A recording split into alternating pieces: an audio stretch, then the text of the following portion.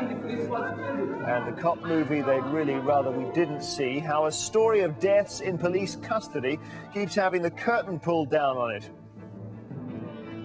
Which is a hard-nosed account of actual deaths in police custody and their alleged causes. People haven't seen it because the Police Federation's solicitors threatened cinemas where it is about to be shown with legal action, saying the film defames a number of policemen by calling them murderers. Alison Holt reports. The Metro Cinema in the West End of London. It was meant to be the venue for a screening of Injustice, the documentary highlighting the controversial cases of 3 men who died in police custody. We think the film's important because it documents a very historical period in this country, a historical period when a group of families came together to stand up against police brutality and police violence.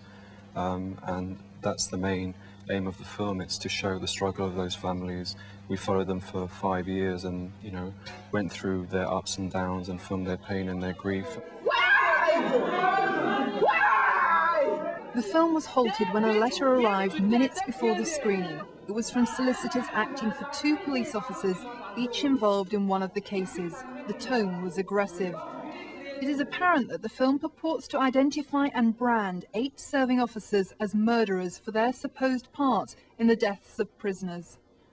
The solicitors argued that the cinema would be showing a film in which their clients were to be accused of murder, or at the very least complicity in murder, something they strenuously denied on their clients' behalf, adding, "Should your screening go ahead, our clients will have no hesitation in pursuing their rights against your company for the very substantial damages that will then be their only means of compensation and vindication."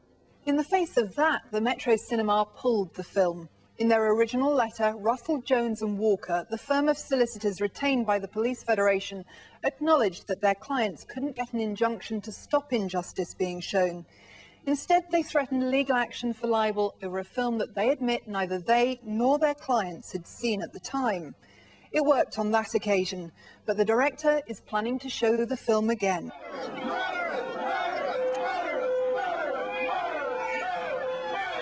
In the last decade, there have been more than 500 deaths in police custody in the United Kingdom. Injustice focuses on 3.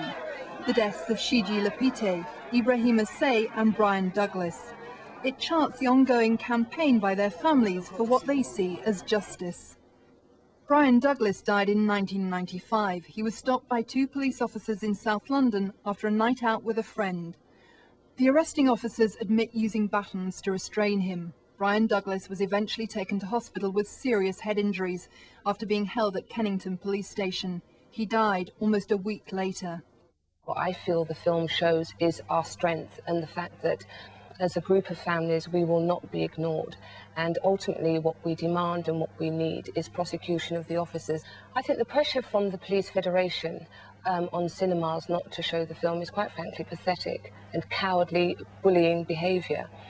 They object to the contents of the film, they obviously object to the words that we use on the film. Therefore, you know, I say to them, you know, come after the family, come after the filmmakers. What is your problem with the cinemas? In their letter to the Metro Cinema, solicitors for Paul Harrison, one of the officers who arrested Brian Douglas, write, "Mr. Douglas died from accidental baton injuries sustained during his arrest in Clapham, South London in 1995. The jury at the inquest returned a verdict of misadventure. In 1999, the Butler report into the Crown Prosecution Service raised doubts about the CPS decision not to prosecute in this case." The Metro wasn't the only cinema to receive a solicitor's letter threatening legal action over a planned screening of Injustice. The Lux in the East End of London did too. It dropped the film and is now waiting for the legal situation to be clarified. The Metropolitan Police Authority has seen the film and says it should be shown. I personally did not see anything in the film that would really cause me to have concern, say, about the libel of a police officer. I felt the film was an addition to the public debate and important in that regard.